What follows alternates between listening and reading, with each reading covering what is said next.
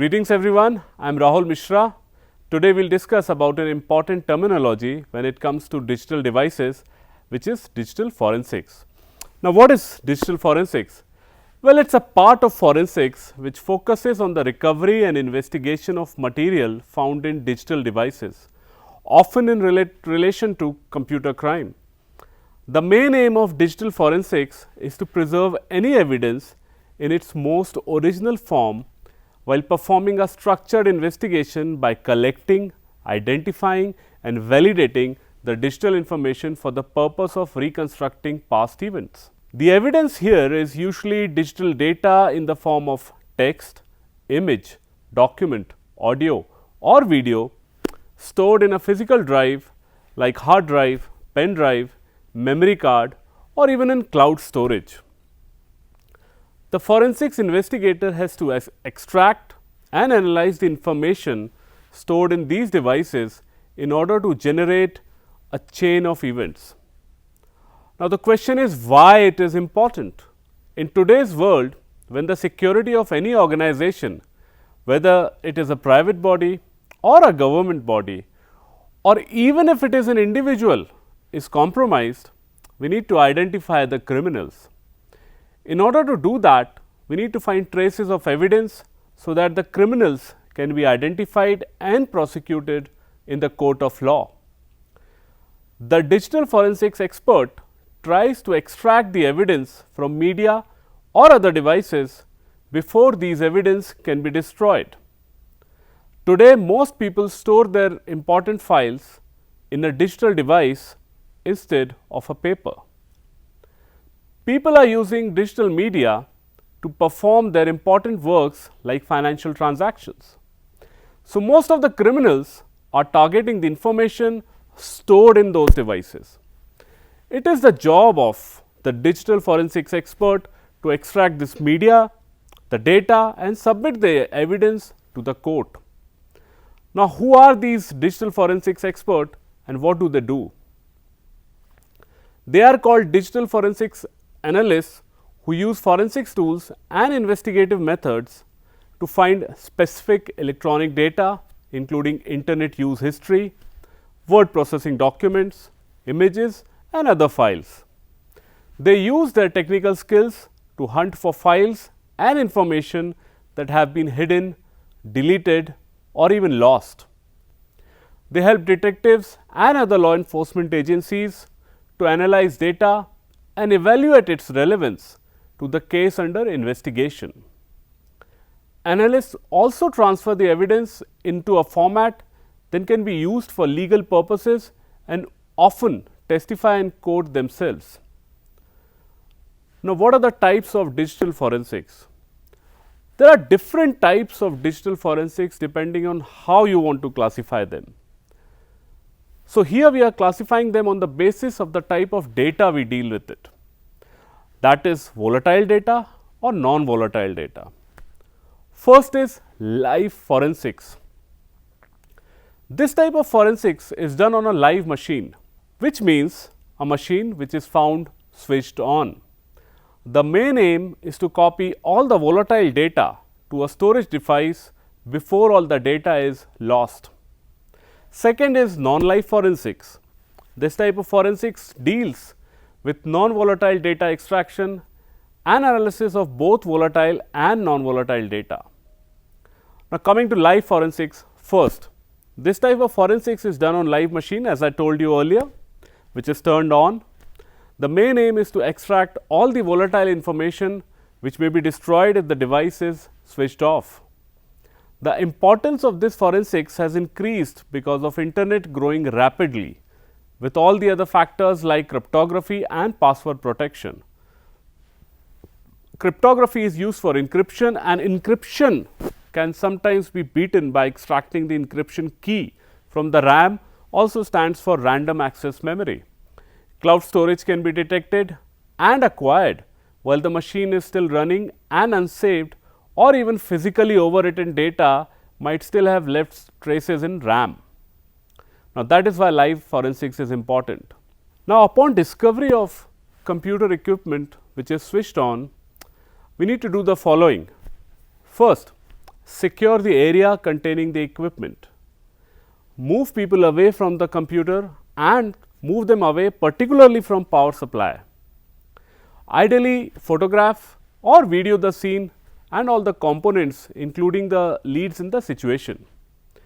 If no camera is available, draw a rough sketch plan of the system and label the ports and cables so that the system can be reconstructed at a later date.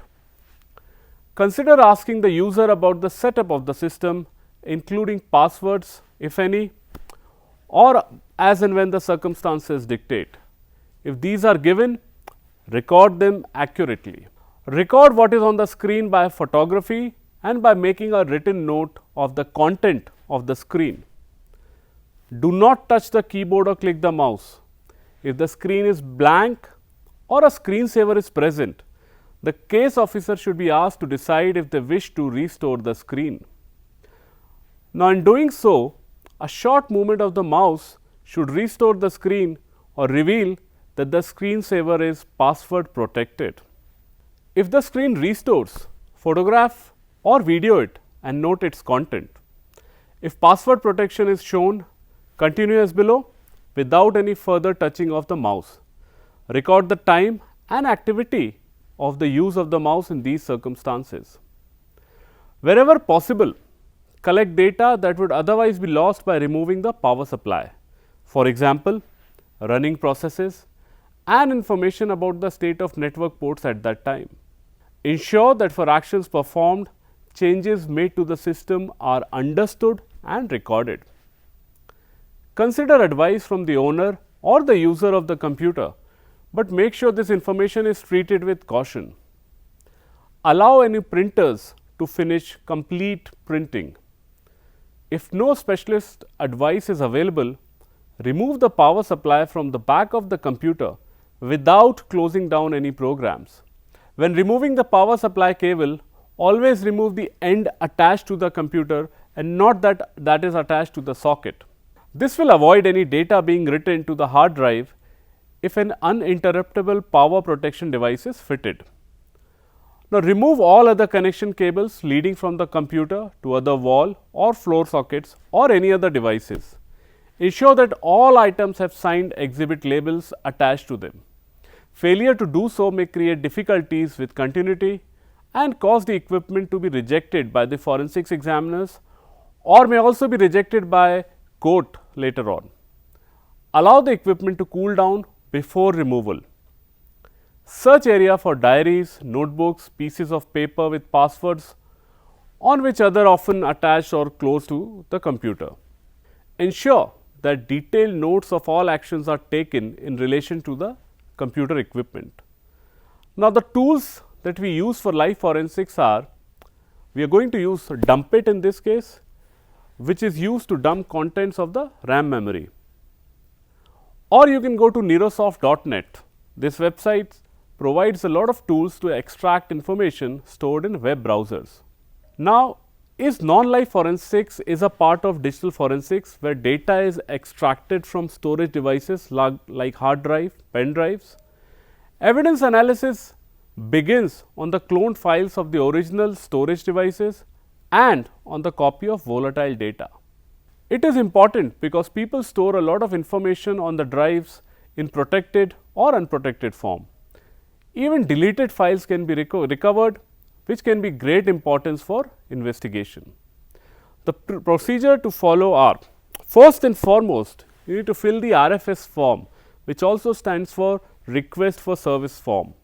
Then you need to fill COC, which also stands for Chain of Custody. Then we need to calculate the hash of the evidence. We need to create an image of the evidence. We need to calculate the hash of the image, and we need to match the hash to verify the data integrity. We need to make sure that both the hashes are same. Now, retrieve data from the image. The tool we use for non-live forensics in this case will be Phoenix, which is used to create an image of the storage media from which the information is to be extracted. Autopsy, used to create information from the image of the storage media. Volatility, used to extract data from the RAM dump created using Dumpit. There are lots of tools available though. I'll discuss a case study which was widely recorded back in 2010. The case study is taken from United States. The case is about a gentleman called Matt Baker. The case is around 2010. Now, Matt Baker, a Baptist preacher, was convicted of murder of his wife and was sentenced to imprisonment of 65 years. In the year 2006, his wife had apparently committed suicide by overdosing on sleeping pills. The suicide was confirmed based on the suicide note left by his wife. Later, while analyzing Baker's computer, the search history of Baker's computer had found that he has searched for overdosing on sleeping pills and had also visited several pharmaceutical websites prior to his wife's death. Second case study is a more recent case study, is an Indian case study. It was widely reported in newspapers. We are not going to take any names here because the matter is still sub judice. This is a blackmail related case study. Now, the accused posed to be a young girl living in Kolkata and lured a non-resident Indian, an NRI working in Dubai, the complainant, to enter into an email correspondence. Subsequently, the accused began corresponding with the complainant using different email IDs. Now, please understand, it is the same person who is trying to lure the NRI person with different email IDs under the guise of different female names, which made the complainant believe that he was corresponding with different girls. Having won the confidence of the complainant, the accused asked him for money and gifts. The complainant complied with the request in the hope of receiving sexual favors from these different girls who were corresponding with him. However, after a long period of time when those favors were not forthcoming, the complainant stopped the correspondence. He just avoided the mails. The accused then resorted to blackmailing the complainant by referring to the email exchanges that had taken place earlier. In addition, the accused led the complainant to believe that one of the girls had committed suicide and that the complainant was responsible for it. The accused also sent fake copies of the letters from CBI, High Court of Kolkata, New York Police, Punjab University, and so on and so forth. The complainant lived in constant fear of being arrested in connection with the suicide for over a year and a half. He paid the accused a sum of close to 12.5 million Indian rupees to bribe the officials that were supposedly investigating the suicide and to compensate the victim's family for the loss of her income. The complainant was continuously under the threat of being arrested by the police. Now, given the huge strain upon his financial resources as well as the mental agony faced by him, the complainant himself contemplated suicide. The complainant handed over all the email correspondence to the police. Many of them had masked headers, and therefore, the police could not investigate them any further.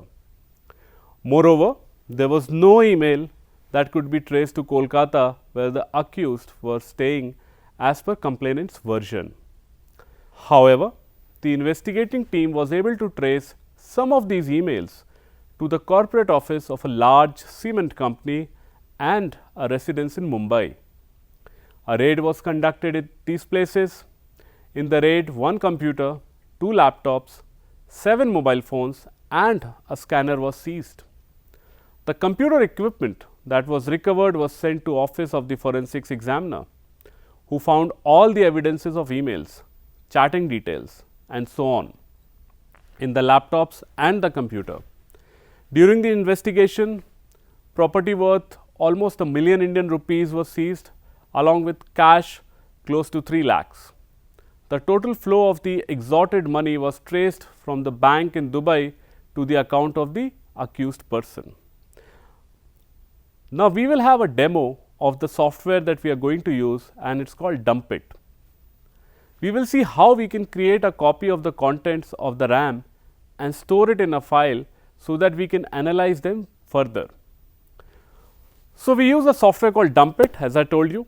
We will double click on it to open and provide admin access.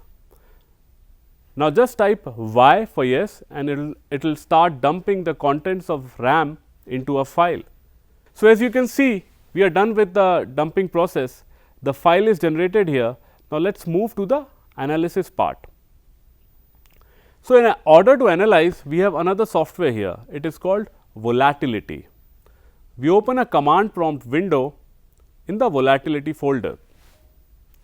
For example, in our case, Volatility software is stored on desktop. So, we type cd desktop to move to desktop.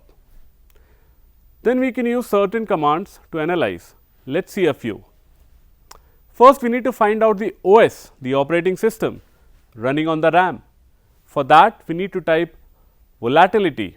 You can type a few letters and press tab to fill the rest. Then -F space file name. Again type a few letters and then press tab space image info.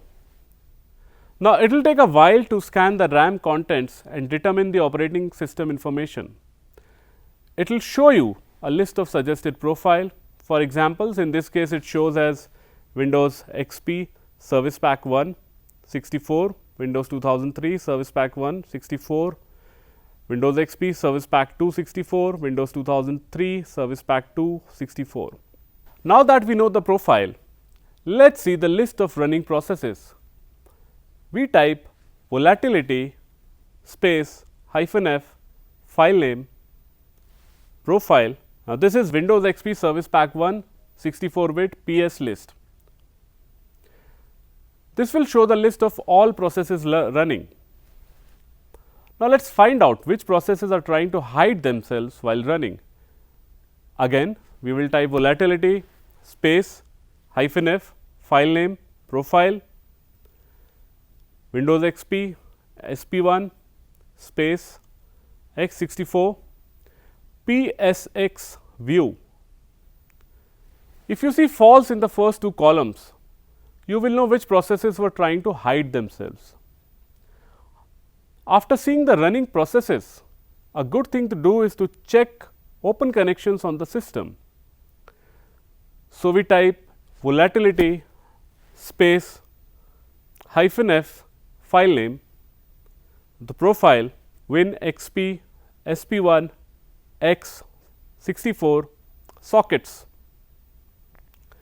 This is how we analyze the contents of the RAM after dumping it onto a non-volatile storage. Now, what is the conclusion? The conclusion here is, since people have started relying more on technology to store their valuable information, a lot of criminal activities have also grown. In the past decade, there have been more reports on cybercrime than any traditional crime. The losses are off the charts. The criminals are continuously figuring out ways to breach security and steal or disrupt the information flow without leaving any trace at all. So, we rely on digital forensics and their tools to extract and analyze any trace of evidence that can lead to the guilty.